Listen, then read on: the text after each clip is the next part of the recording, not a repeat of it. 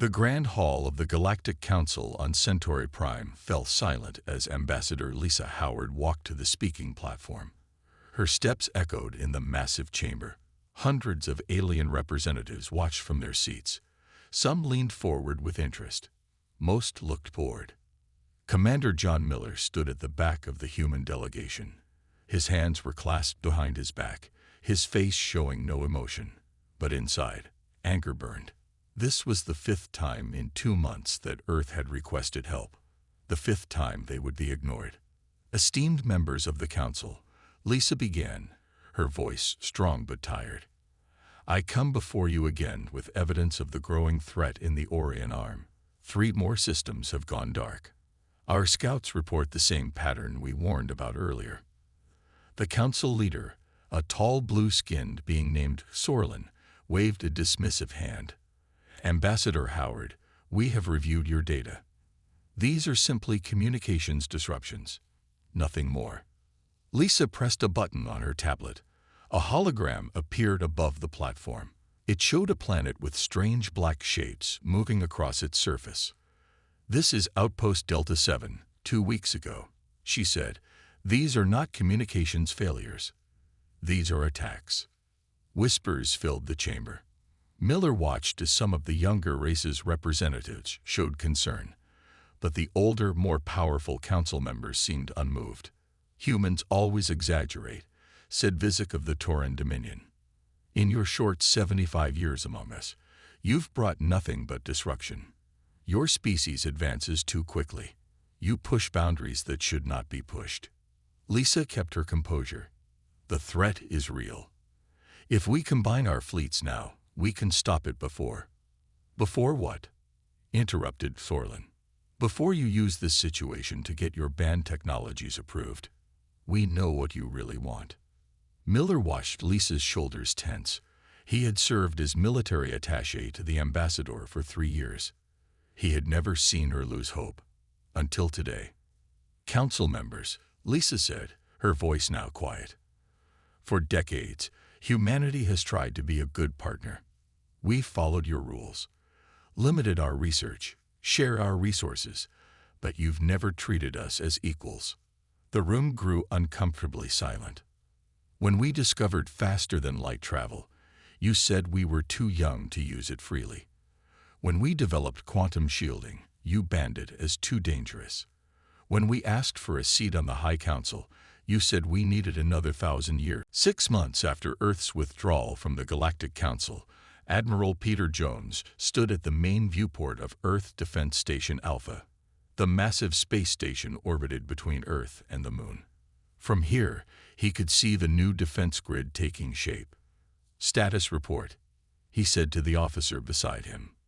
All human ships and personnel have returned from Council space, sir, replied Lieutenant Carol Mitchell.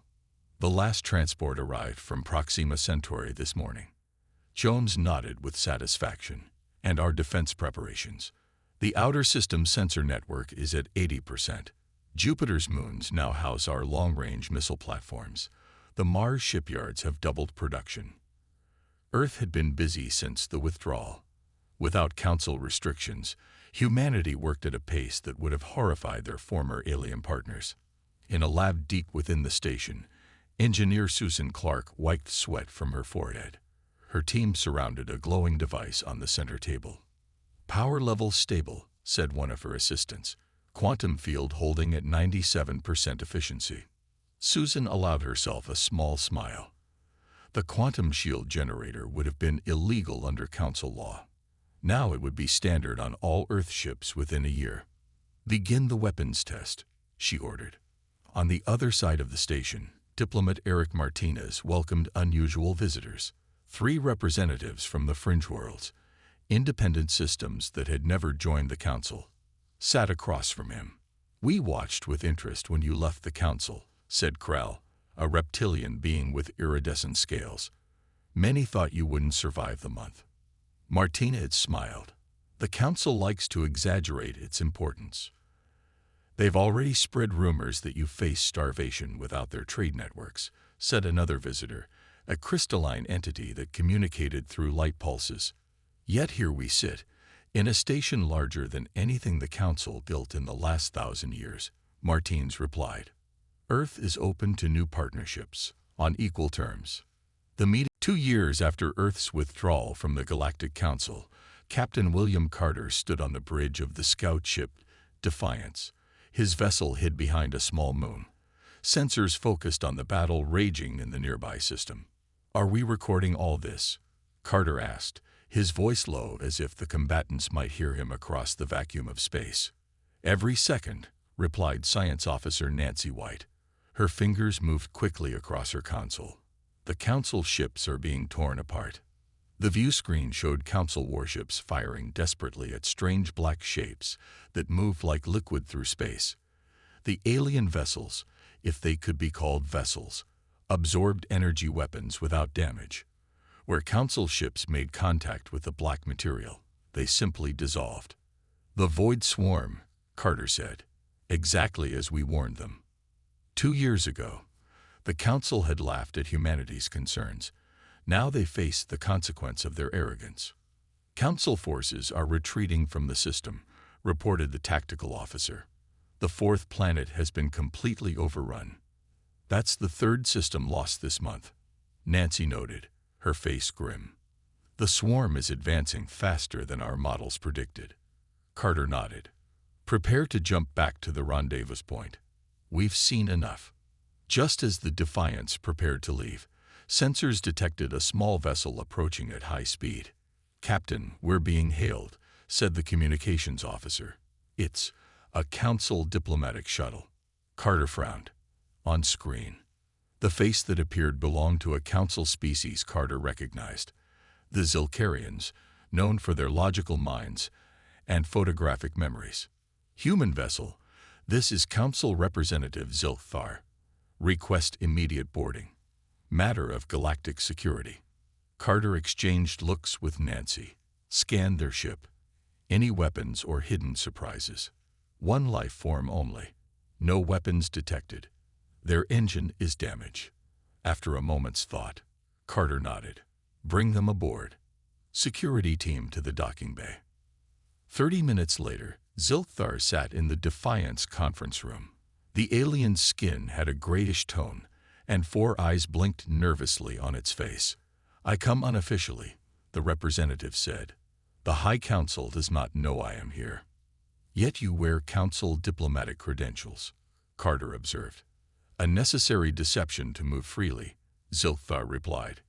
Captain, the situation is worse than you know. 7 systems have gone dark. The Void Swarm consumes everything in its path.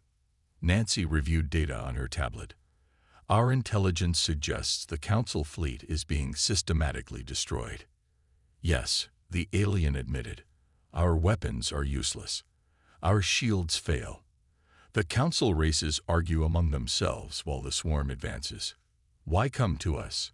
Carter asked, though he already suspected the answer. Zilthar's 4 eyes fixed on him. Because you warned us. Because your people were developing weapons and shields that might work against them before the Council forced you to stop. The alien placed a data crystal on the table. This contains all Council intelligence on the Void Swarm.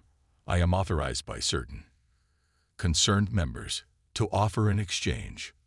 What do they want? Nancy asked. Help, said Zilthar simply. The Council will not admit it publicly, but we need human technology. We need human ships. We need humans.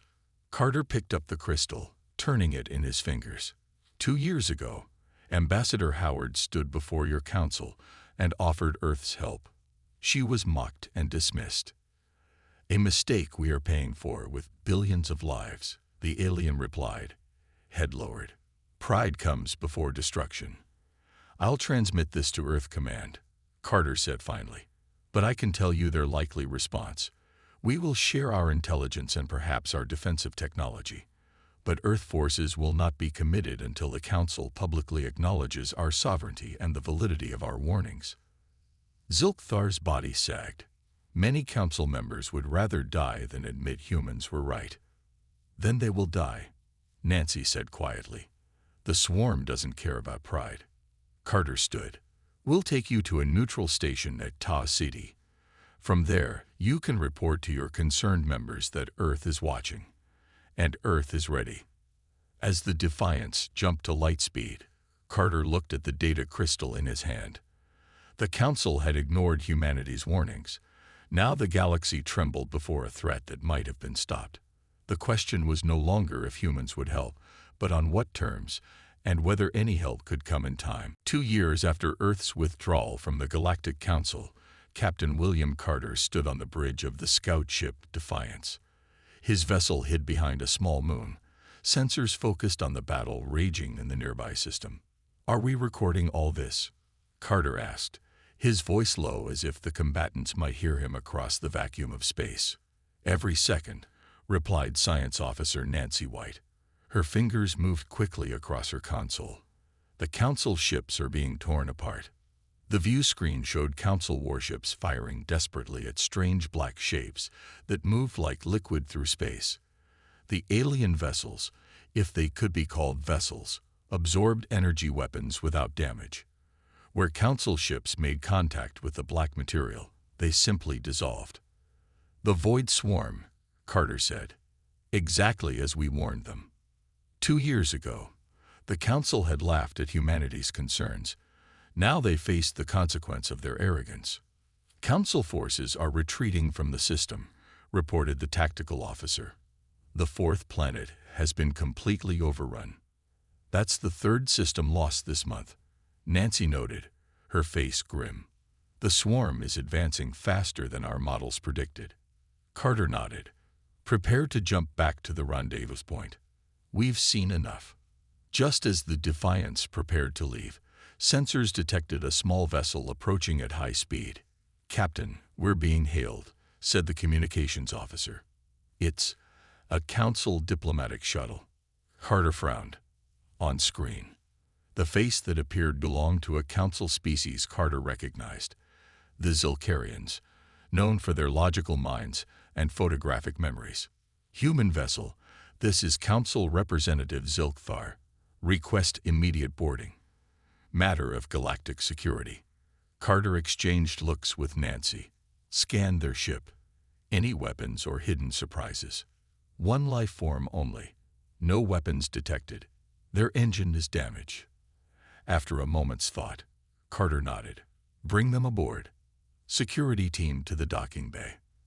30 minutes later, Zilkthar sat in the Defiance conference room. The alien's skin had a grayish tone, and 4 eyes blinked nervously on its face. "I come unofficially," the representative said. "The High Council does not know I am here." "Yet you wear Council diplomatic credentials," Carter observed. "A necessary deception to move freely," Zilkthar replied. "Captain, the situation is worse than you know. 7 systems have gone dark. The Void Swarm consumes everything in its path." Nancy reviewed data on her tablet. "Our intelligence suggests the Council fleet is being systematically destroyed." "Yes," the alien admitted. "Our weapons are useless. Our shields fail. The Council races argue among themselves while the swarm advances." "Why come to us?" Carter asked, though he already suspected the answer. Zilkthar's 4 eyes fixed on him. "Because you warned us. Because your people were developing weapons and shields that might work against them before the Council forced you to stop." The alien placed a data crystal on the table. "This contains all Council intelligence on the Void Swarm. I am authorized by certain concerned members to offer an exchange." "What do they want?" Nancy asked. "Help," said Zilkthar simply. "The Council will not admit it publicly, but we need human technology. We need human ships. We need humans." Carter picked up the crystal, turning it in his fingers. 2 years ago, Ambassador Howard stood before your Council and offered Earth's help. She was mocked and dismissed. "A mistake we are paying for with billions of lives," the alien replied, head lowered. "Pride comes before destruction." "I'll transmit this to Earth Command," Carter said finally. "But I can tell you their likely response. We will share our intelligence and perhaps our defensive technology. But Earth forces will not be committed until the Council publicly acknowledges our sovereignty and the validity of our warnings. Zilkthar's body sagged. Many Council members would rather die than admit humans were right. Then they will die, Nancy said quietly. The swarm doesn't care about pride. Carter stood. We'll take you to a neutral station at Ta City. From there, you can report to your concerned members that Earth is watching. And Earth is ready. As the Defiance jumped to light speed, Carter looked at the data crystal in his hand. The Council had ignored humanity's warnings. Now the galaxy trembled before a threat that might have been stopped. The question was no longer if humans would help, but on what terms, and whether any help could come in time. Fleet Admiral Mary Rodriguez watched the holographic display with a grim expression. The map showed Council space, with vast areas marked in black, systems lost to the Void Swarm. 4 years after Earth's withdrawal, the situation had become critical. The swarm launched coordinated attacks across 7 sectors yesterday, reported her aide. Council defenses collapsed in hours. Rodriguez nodded, her eyes never leaving the display. Casualties. Billions, ma'am. 3 Council homeworlds are under direct attack. Their evacuation efforts are failing. In the 4 years since humanity left the Council, the Void Swarm had grown from a distant threat to a galactic catastrophe. Council forces, relying on outdated tactics and restricted technologies, suffered defeat after defeat. What about our borders? Rodriguez asked. Holding strong. The Quantum Shield network is operating at full capacity. 3 swarm scout ships attempted to probe Ta City again last week. All were destroyed. The Admiral allowed herself a small nod of satisfaction. While the Council burned, Earth had built an impenetrable defense line. Human ships now patrolled their territory with weapons that could actually harm the swarm. A communication officer approached. Admiral, we're receiving multiple distress calls from Council worlds, and there's a direct transmission from Council President Galvec. Put the President through, Rodriguez ordered. The holographic display changed to show Galvec, a tall being with gray skin and multiple eyes.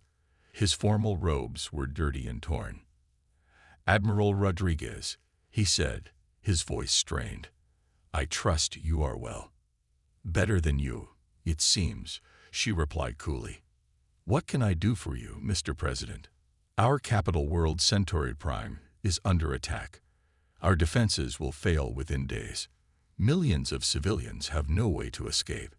Rodriguez waited, saying nothing. She wanted to hear him say it. Galvec seemed to struggle with the words. We request human assistance with evacuation efforts. After 4 years of public condemnation and private pleas, this was the closest the Council had come to an official request for help. I'll need to consult with Earth Command, Rodriguez replied.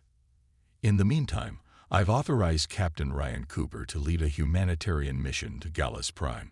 His task force can be at Centauri Prime within 3 days. Relief showed on Galvec's face. Thank you, Admiral. The Council will not forget this assistance. The transmission ended, and Rodriguez turned to her staff.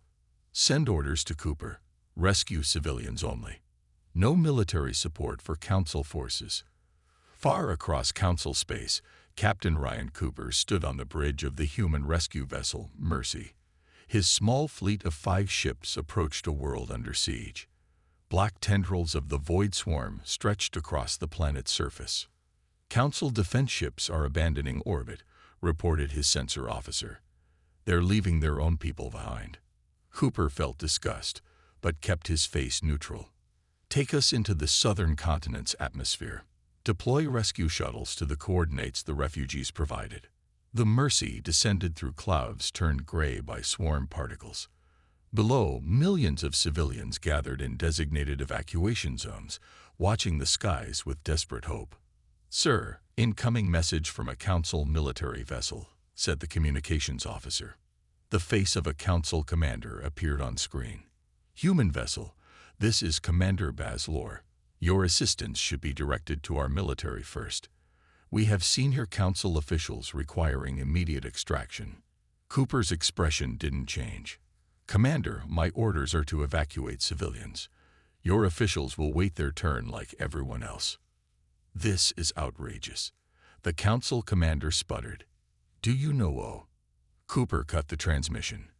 "Continue rescue operations as planned." For 3 days, human ships worked tirelessly, evacuating over 2 million civilians from the doomed world. Council ships took their officials and abandoned the rest. When the last human vessel lifted off, nearly half the planet had been consumed by the swarm.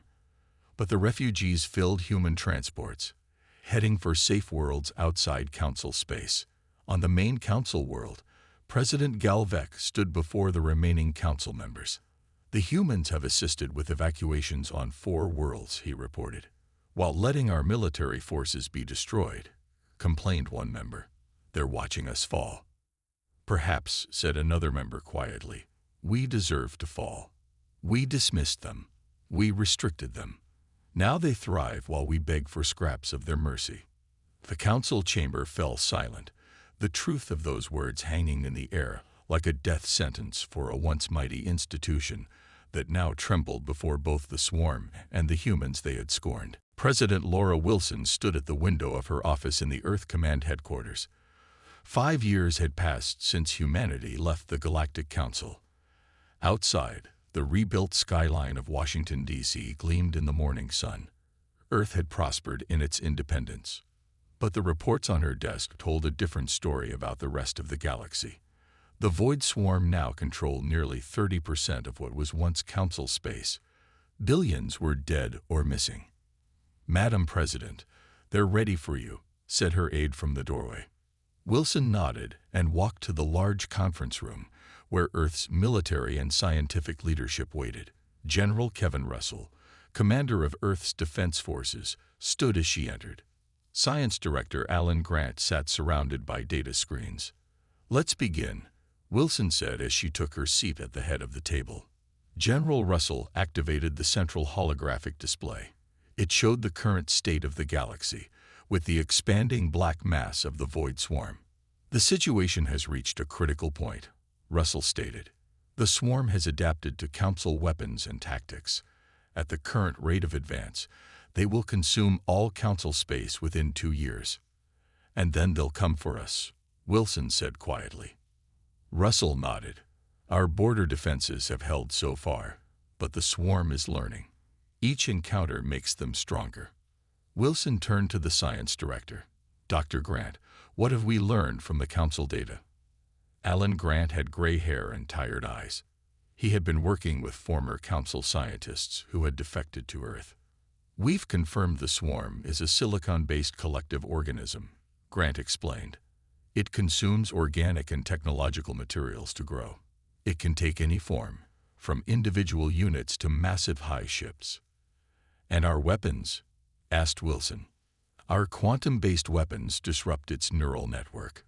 We can hurt it, but not at the scale needed to stop its advance across multiple systems." The room fell silent as everyone considered the implications. Earth was safe for now, but for how long?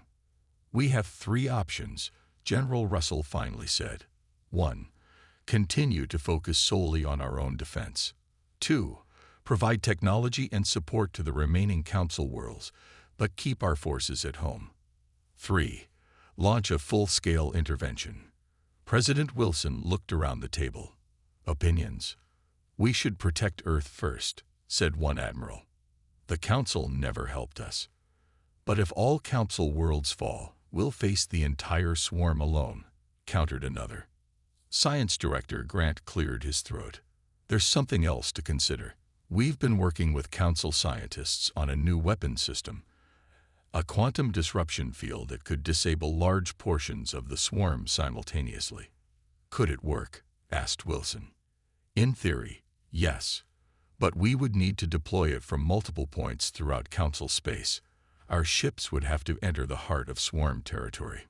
General Russell studied the holographic map. It would be the largest military operation in human history. Thousands of ships.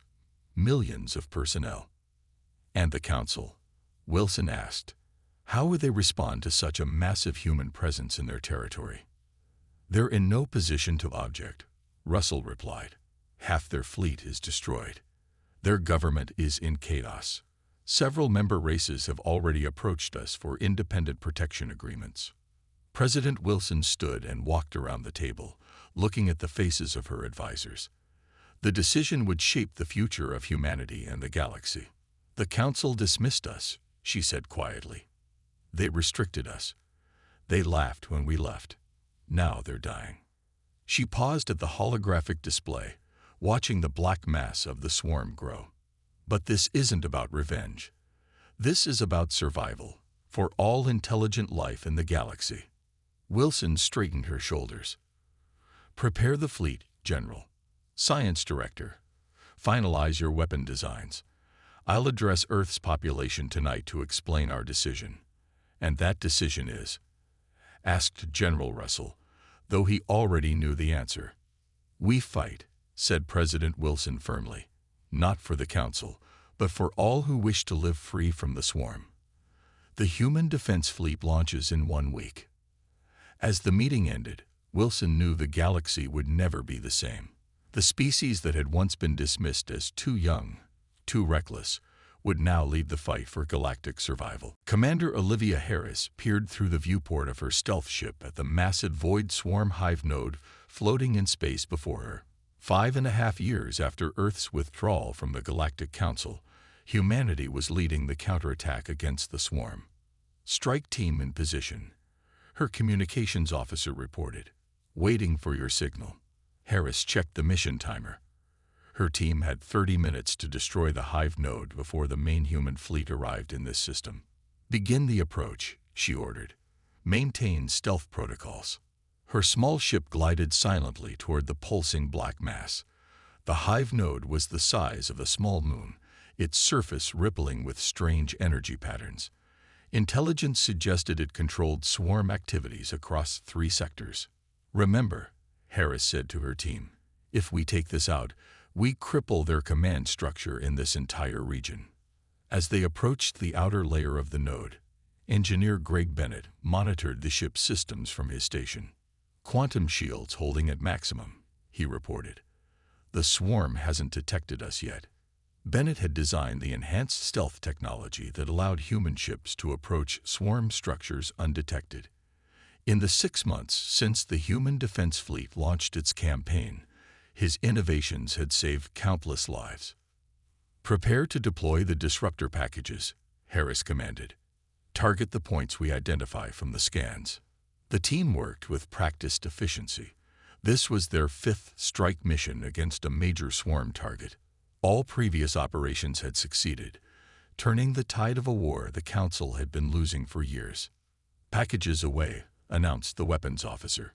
Detonation in 3 minutes. Harris ordered the ship to pull back to a safe distance. As they retreated, she watched the small quantum disruptors attach themselves to key points on the hive node. Mission accomplished, she said. Let's go home. The explosion, when it came, was breathtaking. The entire node seemed to collapse inward before bursting apart in a flash of energy. Where once a massive swarm structure had existed, now there was only debris floating in space. Send word to Fleet Command, Harris said. Target eliminated. Path cleared for Phase 2 operations. Light years away on a planet recently liberated from the swarm, diplomat Christine Morris met with representatives from former Council worlds. The meeting hall had once been a Council regional headquarters. Now it served as a coordination center for the Anti-Swarm Alliance.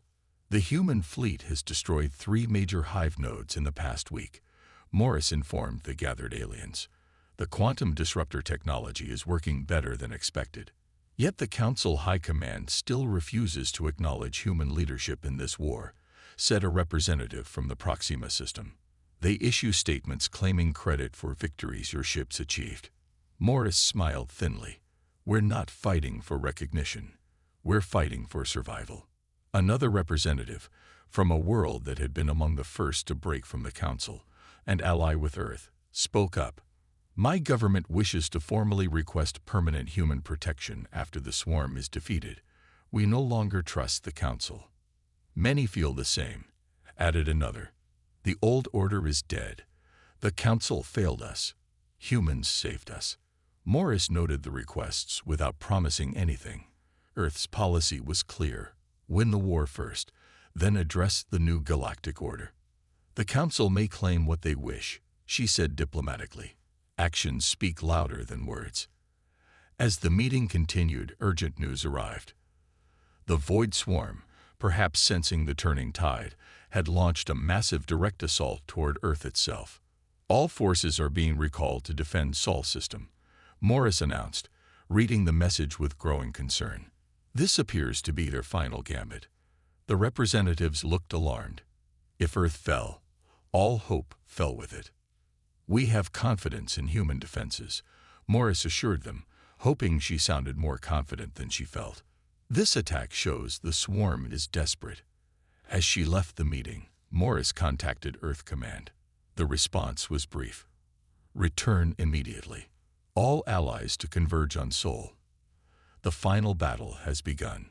Across the galaxy, human ships and their allies changed course, racing toward Earth. The fate of all civilized species would be decided in the skies above humanity's homeworld. After years of dismissing humans as too young and dangerous for the galaxy, the surviving council members now prayed that humanity was dangerous enough to save them all. The space around Earth blazed with weapons fire. 6 years after humanity left the Galactic Council, the final battle against the Void Swarm had come to Sol system. Human ships formed a defensive sphere around Earth, their quantum shields glowing against the darkness of space. Grand Admiral Paul Martinez stood on the bridge of the flagship Defiance, directing the largest fleet ever assembled in galactic history. Status report, he ordered, his voice calm despite the chaos visible through the viewports. Swarm forces have engaged our outer defense line, reported his tactical officer. They've committed approximately 70% of their remaining mass to this attack. Martinez nodded. The Void Swarm, after suffering defeats across multiple systems, had gathered its strength for one desperate assault on humanity's homeworld. All ships maintain position, he commanded. Wait for them to commit fully before we activate the trap. The plan was risky. Earth's scientists had developed a new version of the quantum disruptor, one that could affect a much larger area. But it required the swarm to be concentrated in a specific region of space. Sir, we're receiving transmission requests from several council vessels, said the communications officer. Put them through, Martins replied. The face of Council Elder Gigantuum appeared on screen. He was one of the few original council leaders who had survived the war. Admiral Martinez, the elder said, his voice strained. Our remaining ships stand ready to assist in Earth's defense. Martinez allowed himself a small smile. How things had changed. 6 years ago, the Council had laughed when humanity left. Now they offered help to the species they once dismissed. Position your forces at these coordinates, Martins said, sending tactical data. But be warned, when I give the signal, you must withdraw immediately. We understand, replied Xantuum. The Council acknowledges that we stand in the shadow of human innovation. As the battle raged, Ambassador Julie Baker watched from the newly constructed Galactic Assembly headquarters on Titan, Saturn's largest moon. Representatives from 80 former Council worlds and 20 independent systems had gathered to witness the final battle and plan for what would come after. The swarm has broken through the outer defense line, announced in aid, monitoring battle communications. Baker nodded calmly. Exactly as planned. The representatives murmured anxiously, but Baker had complete faith in the human defense strategy. The past 6 years had transformed humanity from an overlooked young race to the leading power in the galaxy. Back on the Defiance, Martins watched as the swarm pressed forward, exactly as predicted. They've committed 90% of their mass now, reported the tactical officer. They're within the targeting zone. Martinez took a deep breath. Signal all Allied ships to withdraw to safe distance. Prepare to activate the quantum disruption field. Across the battlefield, human and Allied vessels pulled back suddenly, leaving what appeared to be a gap in Earth's defenses. The swarm, sensing victory, poured into the opening. "Field generators at full power," reported the science officer. "Ready on your command." Martinez gave one final look at the tactical display. The trap was perfect. "Activate the field," he ordered. A pulse of energy unlike anything seen before expanded from concealed generators placed around the battlefield. Where it touched the swarm, the black mass simply disintegrated. The bridge crew watched in stunned silence as the largest concentration of the void swarm dissolved before their eyes. Within minutes, the threat that had terrorized the galaxy for years was reduced to harmless particles. "Victory confirmed," said the tactical officer, breaking the silence. "Remaining swarm elements are dispersing. They've lost central cohesion." Martinez allowed himself to relax slightly. "Begin mop-up operations. I want those remnants pursued back to their origin point and eliminated." On Titan, cheers erupted in the assembly hall as news of the victory reached them. Ambassador Baker smiled as representatives rushed to congratulate her. "This is only the beginning," she told them. "The swarm is defeated, but now we must build something better than what came before." Elder Gigantuum approached her, bowing slightly. "The old council is finished. We acknowledge this. What will humanity create in its place?" Baker gestured to the gathering. "Not just humanity, Elder. All of us together. The Galactic Assembly will be built on cooperation and respect, not the restrictions and arrogance of the past." As celebrations spread across Earth and allied worlds, Admiral Martinez looked out at the stars from his bridge. 6 years ago, humans had abandoned the Council, and the universe had trembled. First in amusement, then in fear as the swarm advanced, and finally in awe as humanity led the way to victory. The galaxy would never be the same again. And that was exactly as it should be.